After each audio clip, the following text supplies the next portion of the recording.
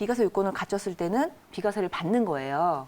예, 예. 그런데 그게 이 A라는 주택, B라는 주택이 어느 지역에 있느냐에 따라서 조금 달라져요.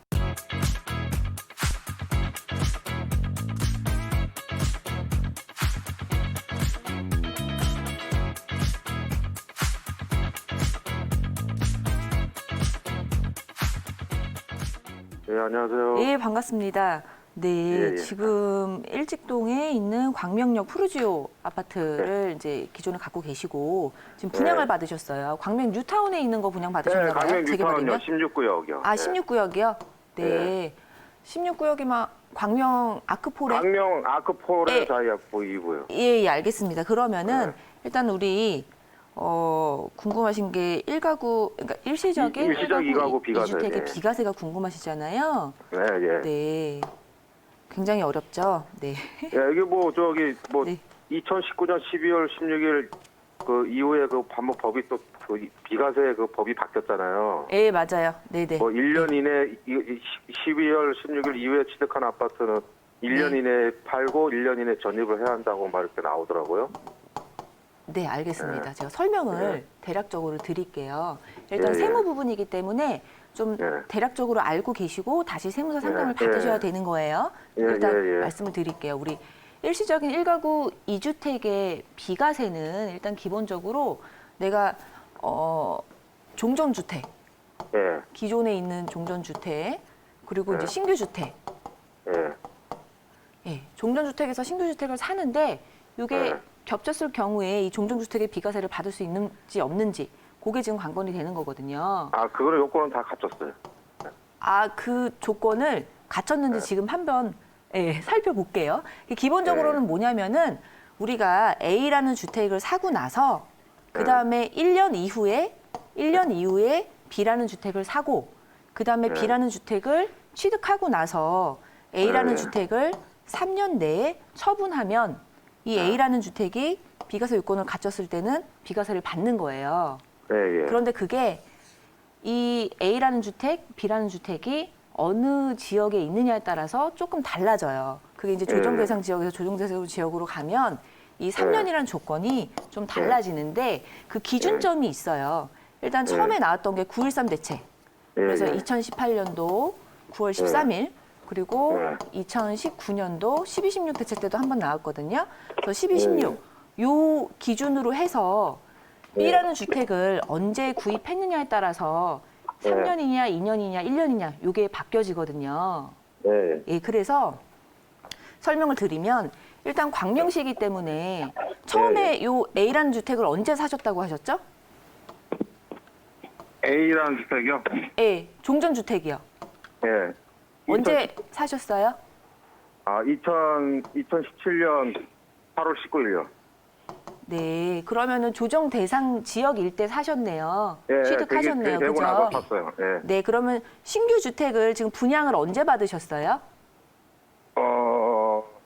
2018년 1월요. 2018년 1월. 1월이요. 그리고 이거 입주는 언제죠? 2020년 12월 29일요. 네, 12월 29일. 지금 애매한 부분이 B라는 주택을 취득하는 거는 2020년이기 때문에 지금 12.16 대책 이후에 취득하기 때문에 1년 내에 1년 내에 A라는 주택을 팔고 1년 내에 B라는 주택을 전입해야 될지 그것 때문에 궁금하신 거잖아요. 맞아요. 예. 예, 근데 우리 요럴 경우에는 처음에 이거 분양받으실 때는 모르셨잖아요. 이렇게 될지 몰랐잖아요. 몰랐죠. 예, 그래서 선의의 피해자가 없게 하기 위해서 계약을 한 경우에 9.13 대책 전에 계약하신 거예요. 그래서 9.13 대책 전에 계약을 했을 경우에는 그 종전 규정을 따르게 돼 있어요. 그래서 3년 내에 요거를 취득하고 나서 3년 내에 A라는 주택을 처분을 하셔도 되는 걸로 알고 있어요. 예. 네. 그렇게 알고 계셨어요? 아니요, 몰랐어요. 예, 그러니까 분양을 지금 1년인 줄 알았어요. 예, 근데 지금 취득은 2020년 뭐 12월에 하실 거지만 앞으로 지금 하실 거지만 예. 우리가 계약을 2018년도에 하셨잖아요. 9.13 대책 전에 1월에 하셨잖아요. 계약금 그러면은 계약금 체결했어요. 예, 그러면은 3년이라고 저는 알고 있어요. 하지만 요 3년. 부분 아주 중요한 부분이니까. 그리고 아까 지금 여기 광명역 옆에 있는 거 푸르지오 이 아파트라고 말씀하셨으니까 굉장히 많이 오르셨을 거거든요. 예, 많이 올랐어요. 예, 아마도 분양 받으셨을 것 같은데 2017년도면은 분양 받으셨으면은 뭐 3, 4억에도 받을 수 있는 건데 지금 이제 10억이 넘게 되니까 굉장히 양도 차익이 많으실 거니까 이 부분은 네. 세무사한테 한번 확실하게 상담을 받으시는 게 중요할 것 같고요. 아, 기본적으로 내용이 2019년 그리고 2018년 9.13 대책 그리고 2019년 12.16 대책 이후에 그 신규 주택을 취득하느냐 마냐 그거에 따라서 이 연수가 달라지는데 지금 시청자님 같은 경우에는 계약을 9.13 대책 전에 하셨기 때문에 3년이라고 저는 생각을 하고 있으니까 한번 이 개념을 잘 아시고 상담을 한번 받아보시는 게 좋을 것 같아요. 아, 네. 그러니까 취득한 날로부터 기존 집을 3년 내에 네. 살면 빚. 네. 신규 주택을 그게 확실하게 맞으면은 네. 기존 주택을 팔고 가는 게 낫죠. 팔고 비과세 혜택 보고 네. 네. 팔고 이사 가는 게 맞는 거. 그게 현명한 건가요? 네, 그렇죠. 아, 근데 현명하다고는 근데 만약에 뭐 2개 주택 다 갖고 계실 수 있다고 하면 2개 주택 갖고 계시는 게 좋겠죠? 아, 이게 다. 근데 뭐 2주택 되면 또 뭐 세금 많이 나온다던데. 2주택 되면 세금 많이 나오죠. 그런데 지금 세금 많이 나오는 거 걱정하실 거는 이제 종부세, 보유세에 대해서 걱정하실 거라면 이제 종부세가 될 텐데 감내하실 수 있으면 저는 계속 갖고 계셔도 좋을 것 같고요. 지금 그래도 비교적 신축이거든요.